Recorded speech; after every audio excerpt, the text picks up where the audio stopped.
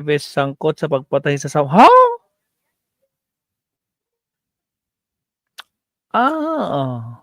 So yung tinutukoy doon sa politiko, dalawang congressman. Itong nalilink kay Ivana Alawi at saka si Congressman Teves. Tapos yung isa senador. Hala, mukhang magkakatunog sila mga kabsat Nako po, parang alam na natin yung puzzle mga kabsat, parang alam talaga natin. But anyway, pakinggan natin itong si Vodcaster regarding kay Zubiri. Actually, may state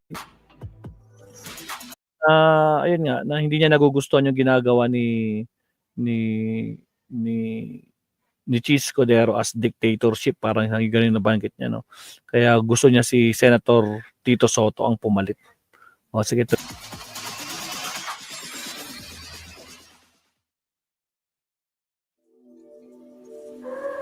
Grabe naman ng ads dito. Kalang fast forward.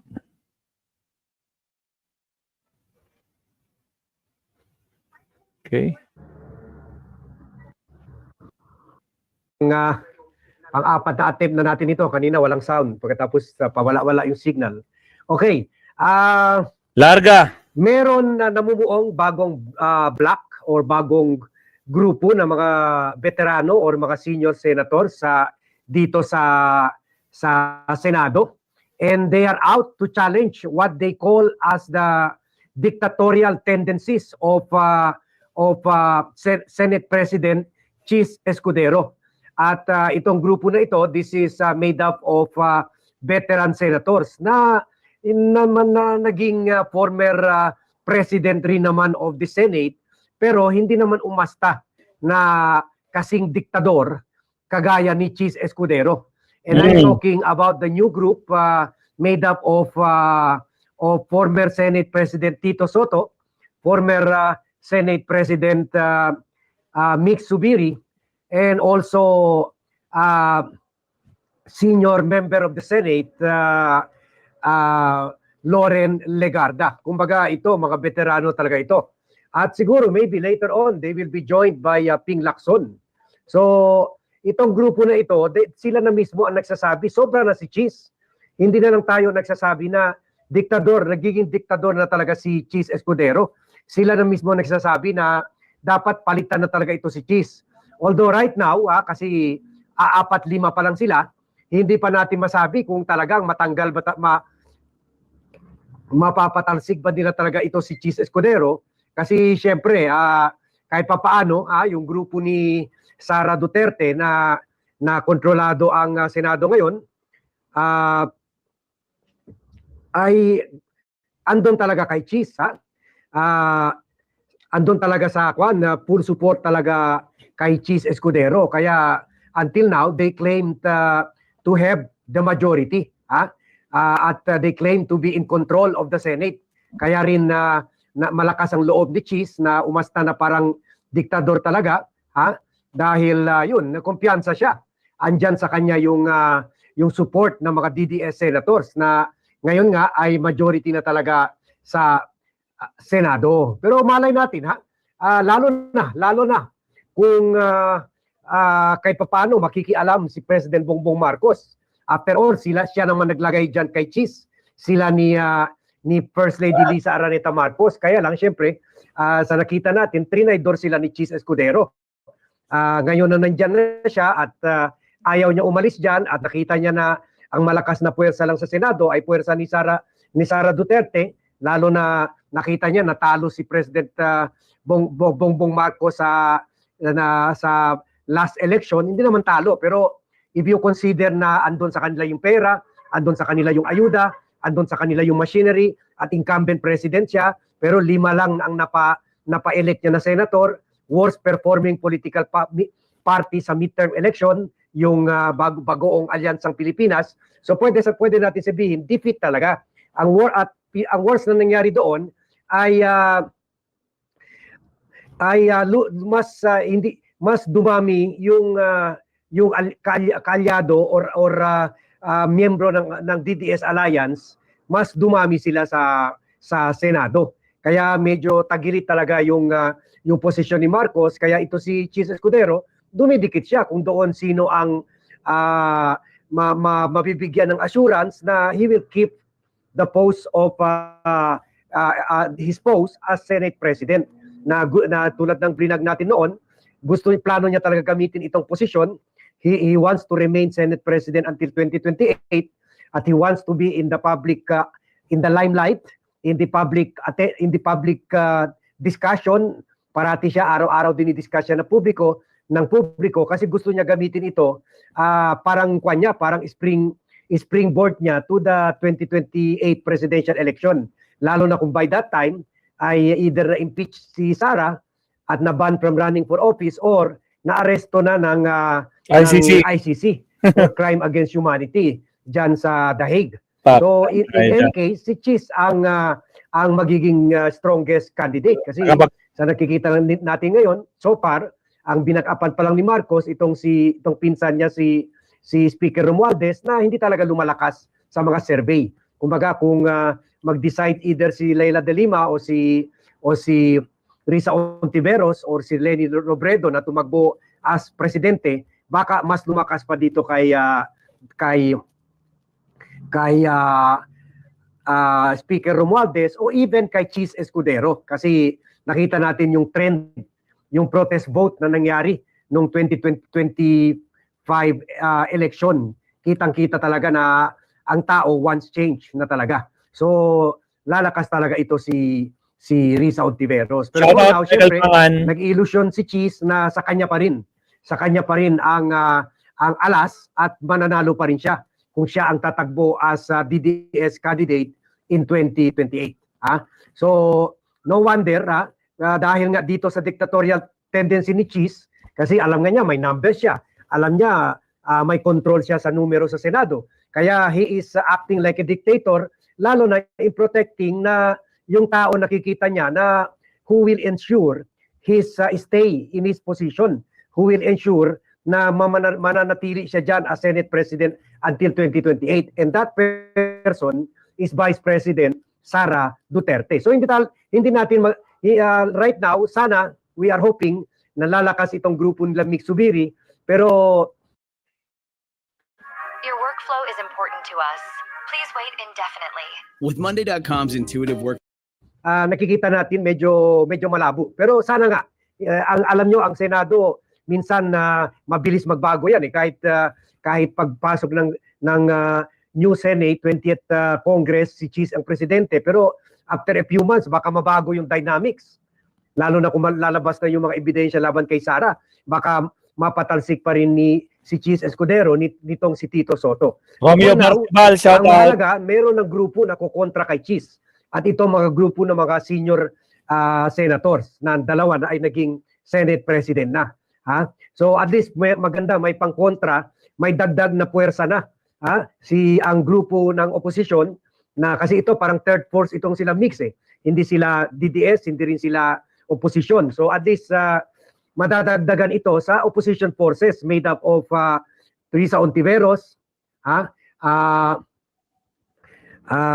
Aquino, and Kiko Pangilinan. So kung apat ito sila, 7 ang opposition, at least 3 opposition, so at least meron na 7. Hindi na madali makuha nila Cheese Escudero yung 16 votes na kailangan to 12 votes kailangan to acquit Sara.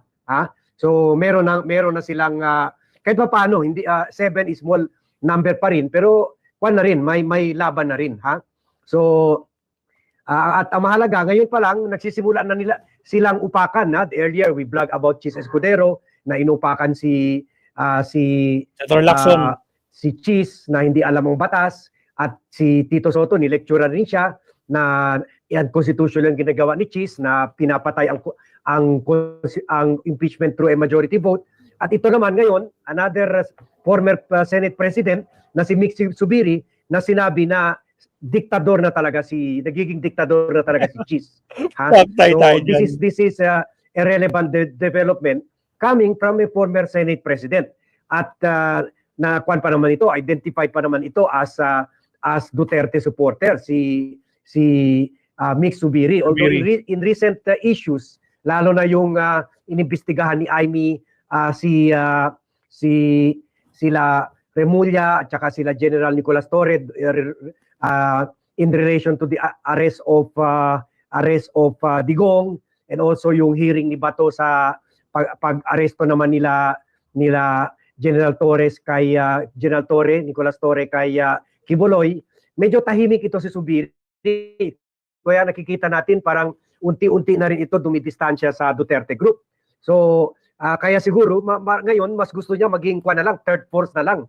So ang maganda dito, siya na sinasabi, naging diktador na talaga si Cheese. At yan naman ang sinasabi ng tao. Pero malaking bagay kung nanggagaling ito sa former Senate President mismo. Sabi ni Mick Subiri, and I quote, sabi niya, hindi ko gusto na ang leader sa Senate would be a dictatorial type. Yan. So, gano'n na talaga, diktador na talaga si Cheese. And coming from a former Senate President, hindi naman natin narinig na naging diktador itong si Mick Subiri. So sabi niya, hindi ko gusto na ang leader sa Senate would be a dictatorial type. I don't want us to be similar to other chambers where there's only one emperor who dictates all the instructions to the members of the body. So one emperor lang. So clearly, pinapatutsada rin niya dito si Speaker Romualdez na parang umaastang diktador rin at emperor dyan sa House of Representatives, the lower chamber of Congress. So dagdag pa ni Subiri, I'm not satisfied with the leadership of the Senate. So I'm open to supporting other candidates for Senate presidency. Alam na yan, At most likely ito ay si Tito Soto na naging Senate President from 2018 to 2022 during the Duterte administration. So yung grupo ni Mix ay kinabibilangan nila Senator Loren Regarda, Pampilo Lacson at Tito Soto na nga. So yan, at least tingnan natin where this issue will lead. At good luck kasi sa isang interview nung tinanong si How I grew the family business myself using only Books Online! Tito Soto kung sa tingin niya may chance ba siya laban kay Cheese. Sabi niya, we'll see. Sabi niya, tingnan na lang natin what happens when Congress opens. So, baka may alas rin ito. Malay natin na kausap nila si Presidente Marcos, at meron na rin mga gumagalaw sa mga kampo ng grupo ni Cheese Escudero. Alam nyo kasi ang mga senador in the end, yung isang question lang diyan, isang tanong, ano para sa akin diyan? What's in it for me? Kumbaga kung susuportahan ko si Cheese o si Tito Soto, anong akin diyan? Magkano ang akin diyan? Ganun lang 'yan. O anong Senate, anong committee position makukuha ko? Magiging majority leader ba ako, minority leader ba ako, o whatever, ganon. So yan lang anong committee ang i-head ko, kasi bawat committee mga 5 to 10 million ang budget kung committee head ka. 5 to 10 million a month. So pwede ang take home mo magiging 5 to 10 million a month, Really? Kasama na yung sweldo mo, wala pa dyan yung pork barrel at congressional insertions at budget pang ayuda, Although ngayon daw babantayan na daw yan nila Ping Lacson na hindi na maulit yung pagnanakaw ng pera nila Romualdez at nilagay sa ayuda. So maganda yan. At si President Marcos rin na inaamin na corrupt nga yung pinsan niya, at sinabi na rin na siya mismo ang uupo sa bicameral conference meeting, sa BICAM meeting. Siya na daw, si President Marcos, ang uupo dyan. Although meron separation of powers, pero sabi ng Presidente, uupo lang siya, mag-observe lang siya. So ibig sabihin, inaamin niya na talagang grabe ng pagnanakaw nila Romualdez at ni Cheese Escudero, kasi nangyari yung mga malalaking mga almost half a trillion ata yun in ayuda na na binigay nila para sa sarili nila. At niluto diyan ay si Cheese Escudero as Senate President, and si Grace Poe as Finance Officer of the Senate, and also sa Congress si Romualdez at saka si Saldico, Appropriations Committee Chair. So hindi na daw mangyayari yan. So tingnan natin kung anong dynamics, na anong pwede ma-offer o pressure ni Marcos. Baka alam niya na tulad ito for example, ito si Jinggoy, pwede i-pressure na sabihin, baka babalik ka sa kulungan. dyan dahil sa kaso mo sa pork barrel, mga ganun. So tingnan natin, sana gumalaw na si President Bongbong Marcos at i-back upan niya itong grupo nila Tito Soto at tanggalin niya yung tao na nilagay nila dyan ni First Lady Lisa Araneta Marcos. O parang kwan rin parang sayang no kasi tinanggal nila si Subiri at nilagay si Cheese dahil gusto nila harangan yung tuloy-tuloy yung investigasyon ni Bato de la Rosa. Gusto nila patayin yung investigasyon sa PIDEA leaks. Pero mas grabe pala, akala natin mas okay, mas improvement si Cheese kay Nick Subiri. Pero as it happens now, mas grabe pala si Cheese Escudero kay Nick Subiri. Mas talagang emperor na talaga at diktador at binababoy na talaga ang constitution natin. So let's see what will happen now dito sa bagong grupo na ito, sa third force na ito. Pero for now, okay ito. At least hindi nag-isa. Hindi parang basang sisyo lang. Sila Risa Ontiveros, sila Bam Aquino at si Kiko Pangilinan. At least kahit papaano, kahit third force ito, kahit hindi man magkaalyado sa oposisyon, at least mayroong dagdag kontra sa diktador dyan sa Senado. And that is Cheese Escudero. So yun lang po, update natin for tonight. Sorry, nag-cellphone na naman tayo kasi pangit ang signal and I cannot read your comments. But thank you everyone for joining me in this vlog. Mucho y mas gracias a todos y buenas noches a todos. Salamat, Sir Bad. Actually, sinabi talaga ni Kwan yun, ni Subiri, no? Na gusto niya ayaw niya yung isang leader na nagdi-dictate, kung ba diktador. Nabasa ko sa isang Kwan yun, quote card yun, mga absat ni Subiri.